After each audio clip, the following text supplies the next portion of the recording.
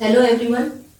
पिछले वीडियो में मैंने आपसे बलबन के संघर्षों के विषय में बात किया था तथा उसका क्रमिक विकास किस प्रकार से गुलाम से शासक के पद तक पहुंचने के विषय में चर्चा की थी।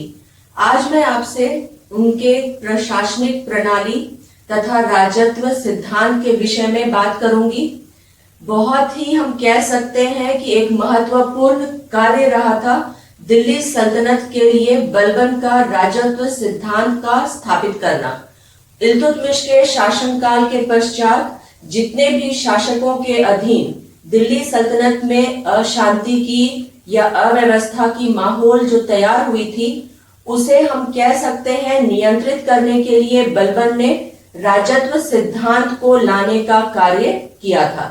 अब यहाँ पे सबसे पहले मैं आपसे यह कहना चाह रही हूँ बलबन के विषय में कि एक महत्वपूर्ण पक्ष जो हमेशा हमें याद रखना होगा राजत्व सिद्धांत को लेकर के, कि वह अपने आप को दर्शाने का प्रयास कर रहा था कि वह उच्च कुल से आता था, बिलोंग करता था अफरासियाब वंश से, जिसको उस समय मध्य एशिया के कुलों में सबसे उच्च माना जाता था। और इसी के साथ उसने अपने राजत्व सिद्धांत को स्थापित करने का प्रयास किया ताकि साम्राज्य के लोगों के बीच में और राज दरबार में भी जो सुल्तान के गरिमा पद की जो गिर गई थी उसे फिर से पुनर्स्थापित किया जा सके। अब मैं यहाँ पे आपसे यह बात करना चाहूंगी इस विषय पे कि राजत्व सिद्धांत को जो उसने स्थापित किया था उसमें उसका क्या सिद्धांत रहा था तथा किस प्रकार से वह लोगों के बीच में राज दरबार का जो वैभव होता है उसे स्थापित करने में कामयाब हुआ था। अब जैसा कि हम देखते हैं कि राजत्व सिद्धांत को हम ब्लड एंड आयरन पॉलिसी या रक्त एवं लौ नीति के नाम से भी जानते हैं। इसका मतलब ही है, दोनों शब्द जो आता है रक्त एवं लौ या ब्लड एवं आयरन, इसका मतलब ही होता है कि बहुत ही सशक्त रहा होगा ये राजत्व सिद्धांत बलबन का। अब यहाँ पे हम देखते हैं कि इसका जो प्रथम जो कहना था राजत्व सिद्धांत को लेकर के वह यह था कि सुल्तान जो होता है वह ईश्वर का प्रतिनिधि होता है, और दूसरा कि सुल्तान का शासन निरंकुश होना चाहिए क्योंकि उसका स्थान ईश्वर के बाद आता है और वो ईश्वर की प्रतिनिधि के तौर पे शासन करता है। अब यहाँ पे जब हम लोगों ने पिछले वीडियो में भी जैसे मैंने आपसे कहा था कि 1249 में ही उसे नियाबत उसने जो है नायब मामलिकात के पद को हासिल किया था, उसी समय से उसे मालूम था कि किस प्रकार से दिल्ली सल्तनत में अपने आप को पूर्ण रूप से या सशक्त तौर पे स्थापित किया जा सकता है। उसने अपने राजत्व सिद्धांत में यह कहा था कि जो राजा का पद होता है वह नियाबत ई खुदाई का होता है, जिसका अर्थ ही होता है ईश्वर का प्रतिनिधि। अब यहाँ पे हम देखते हैं कि किस प्रकार से उसने राज दरबार में एक प्रकार से हम कह सकते हैं कि भय का माहौल भी तैयार करने का काम किया था। मैं एक एक करके आपसे यहाँ पे चर्चा करूंगी। सर्वप्रथम जो उसने कार्य किया था वह था सिजदा और पगॉयस। ये दो जो है हम कह सकते हैं कि प्रथा को लाने का कार्य किया था। सिजदा का अर्थ ही होता है कि लेट करके राज दरबार में जब भी कोई व्यक्ति आता था तो उसे लेट करके शासक के सामने या सुल्तान के सामने उसका अभिवादन करना होता था, और दूसरा पगॉस कि जहां पे शासक बैठा हुआ होता था उसके नजदीक जाकर के उसके हाथों को चूमना। ये दोनों जो प्रथा थी इसे आवश्यक राज दरबार के लिए कर दिया गया था। नौरोज का जो पर्व होता है उसे बहुत ही धूमधाम से मनाया जाने लगा था। अब यहाँ पे अगर हम राजत्व सिद्धांत के विषय में आगे और बात करते हैं तो यहाँ पे हमें यह देखना होगा कि जो अपने वो रक्षकों को ही रखा था वो बहुत ही बलिष्ठ थे। उनके हाथों में नंगे तलवार हुआ करते थे, और जब भी राज दरबार से वो बाहर निकलता था तो वो तलवार हाथों में अंगरक्षक का होता था और वो बिस्मिल्लाह बिस्मिल्लाह करते हुए जाता था। वो देखने से ही बहुत डर का जैसा माहौल वो क्रिएट करता था उस समय में। यदि आगे हम और इसकी चर्चा करते हैं तो राजत्व सिद्धांत में हमें यह देखने को मिलता है कि बलबन जो है राज दरबार में शराब पीना मना कर दिया था, किसी भी विनोद प्रिय व्यक्ति से दूर रहता था, सिर्फ काम काज में ही लगा रहता था, हंसना मना था राज दरबार में, कोई रो भी नहीं सकता था। जैसे उदाहरण स्वरूप यहाँ पे कहा जा सकता है जो उसके पुत्र महमूद की जब मृत्यु की खबर आई थी उस समय में भी जो है बलबन उस अपने काम में ही लगा रहा था, भले बाद में जाकर के वो अपने अकेले में रोता था, परंतु सबके समक्ष अपने गरिमा को बनाए रखने के लिए कि शासक जो होता है वो किसी भी चीज से प्रभावित नहीं होता है, इसको दर्शाने के लिए वो कोई भी अपना, हम कह सकते इमोशंस को व्यक्त नहीं करता था। राज दरबार को बहुत ही सुंदर तरीके से सजाया गया था। जिस प्रकार से सेल्जुक शासकों का रहा था उस प्रकार से वैभवशाली तरीके से राज दरबार को सुसज्जित भी किया गया था। अब हम आगे आते हैं कि किस प्रकार से बलबन ने अन्य कार्य किया था प्रशासनिक क्षेत्र में, जिससे कि दिल्ली सल्तनत को शक्तिशाली तौर पे स्थापित किया जा सका था इल्तुतमिश के शासनकाल के बाद में। और शायद इसीलिए हमें यह देखने को मिलता है कि जो बलबन का शासनकाल है उसे सेकेंड इल्बारी डायनेस्टी के नाम से भी जाना जाता है। अब यहाँ पे हम सबसे पहले बात करेंगे न्याय प्रशासन के विषय में। न्याय प्रशासन के विषय में अगर बात किया जाए तो बलबन जो है वो सर्वोच्च अधिकारी था। जितने भी न्यायिक कार्य होते थे वो अपने खुद ही उसका निष्पादन करता था। बहुत ही कठोर दंड होता था छोटे से छोटे कोई भी, हम कह सकते हैं, अपराध के लिए। यहाँ पे हमें एक उदाहरण मिलता है कि बदायूं के जो थे गवर्नर और अवध के गवर्नर, ये दोनों ही दासों के साथ में या गुलामों के साथ में दुर्व्यवहार किया था, जिस वजह से दोनों ही गवर्नर को, बदायूं के गवर्नर और अवध के गवर्नर को दंडित किया गया था। दूसरा अब हम आते हैं सैनिक व्यवस्था की ओर, क्योंकि उस समय जैसा मैंने आपसे पिछले वीडियो में बात किया था कि संघर्षों का दौर रहा था बलबन के लिए, जब वो डी फैक्टो रूलर भी रहा था और जब खुद शासक भी बना था।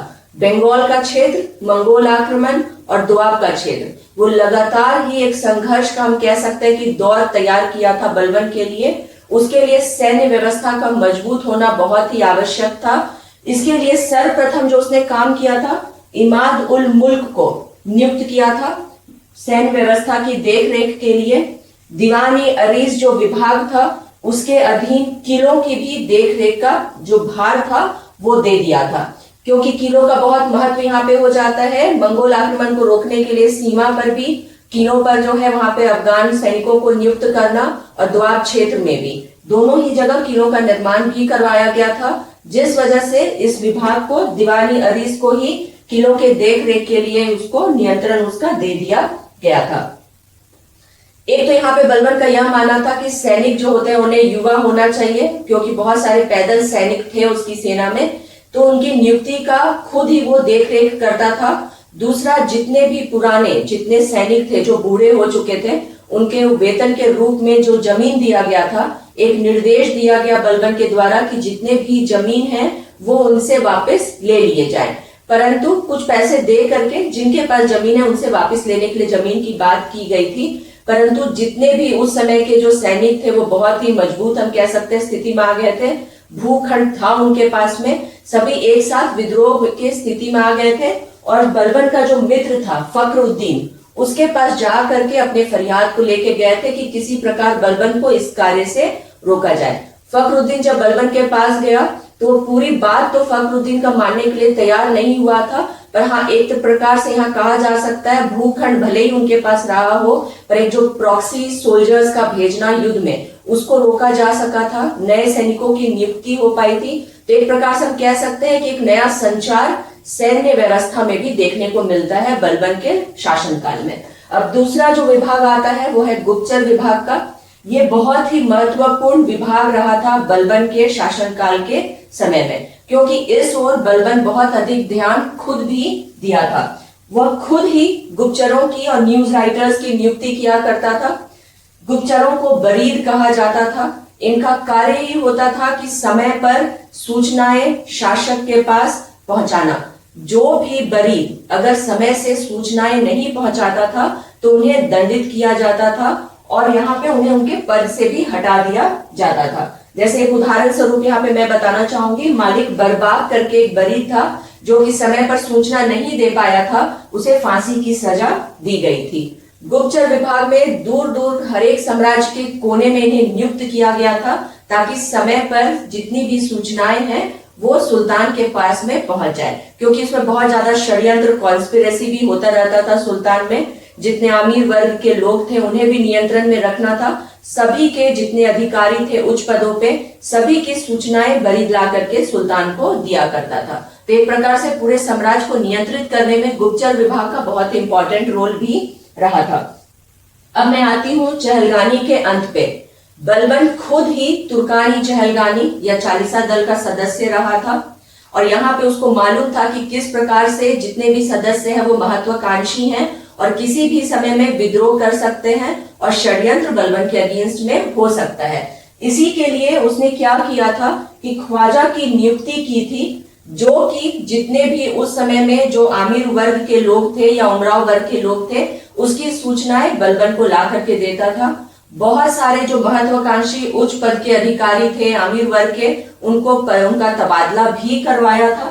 दूसरा हमें यहाँ पे यह देखने को मिलता है कि जो अवध के गवर्नर थे हैबत खान और बदाऊं के गवर्नर मालिक बरबाग, ये दोनों को ही वो जो है दंडित करने का काम किया था, क्योंकि इसके द्वारा दुर्व्यवहार किया गया था गुलामों के साथ में। जितने भी छोटे पदों पे जो तुर्क थे उनको समतुल्य पद दिया गया चालीसा दल के सदस्यों के जैसा, ताकि जो है डिफरेंस जो होता है दोनों के बीच में उसको मिटाया जा सके और एक प्रकार से जो उनका वर्चस्व स्थापित हो सकता था चालीसा दल को, उसको रोकने के लिए बलबन के द्वारा ये कार्य किया गया था। पूरे ही चालीसा दल के जितने सदस्य थे और उच्च अधिकारी थे, सबका खबर लाने का काम गुप्तचरों के पास में होता था और अंततः हमें यह देखने को मिलता है कि खुद ही बलबन चहलगानी का इसी प्रकार से धीरे धीरे करके इसका अंत भी कर दिया था। अब मैं आती हूँ अर्थव्यवस्था की ओर। अर्थव्यवस्था भी बिल्कुल हम कह सकते हैं कि उसको भी सुदृढ़ तरीके से स्थापित करने का प्रयास किया था।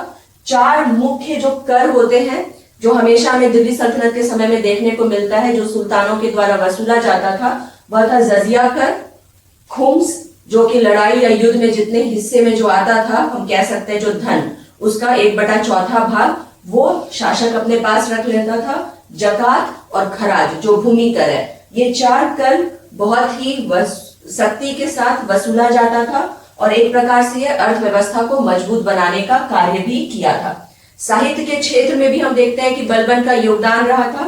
उसने अमीर खुसरो और अमीर हसन, ये दोनों ही साहित्यकारों को संरक्षण या प्राश्रय देने का काम किया था। अब हम आते हैं कि इसके बाद में बहुत ही लंबा कार्यकाल रहा था बलबन का। उसकी मृत्यु मध्य 1287 में हो गई थी, अचानक से हुई थी, या हम कह सकते हैं उसके दिल्ली सल्तनत में तैयार हो गया था, उसको नियंत्रित करने का कार्य किया था। जितने भी आंतरिक मामले थे उसमें हस्तक्षेप कर सभी में एक हम कह सकते हैं यहाँ पे कि शांति बहाली का प्रयास किया था। जो इल्तुतमिश के शासनकाल के समय में दिल्ली सल्तनत की स्थिति रही थी, उसी को पुनः स्थापित करने का प्रयास बलबन के द्वारा किया गया था। यदि पूरा जो है हम लाइनेज हम कहते हैं, कह सकते हैं यहाँ पे दिल्ली सल्तनत के शासकों का, उसमें जिस प्रकार से इल्तुतमिश का स्थान रहा था, उसी प्रकार से हम कह सकते हैं कि बलबन का भी जो रहा था शासन, वो बहुत ही अलग और महत्वपूर्ण हो जाता है दिल्ली सल्तनत के पूरे ही शासनकाल के लिए। इसी के साथ मैं अपने इस चर्चा को यहाँ पे विराम देती हूँ और यदि आप इसके विषय में बलबन के शासनकाल और इसके राजत्व सिद्धांत प्रशासनिक प्रणाली के विषय में और अधिक पढ़ना चाहते हैं, तो जब मैं इस पे अपने ब्लॉग पे पोस्ट करूंगी, जिसका ब्लॉग एड्रेस है @topustouch, वहां पे जाकर के इसके विषय में और अधिक पढ़ सकते हैं। इसी प्रकार मेरे साथ जुड़े रहिए। Stay connected with me and thank you.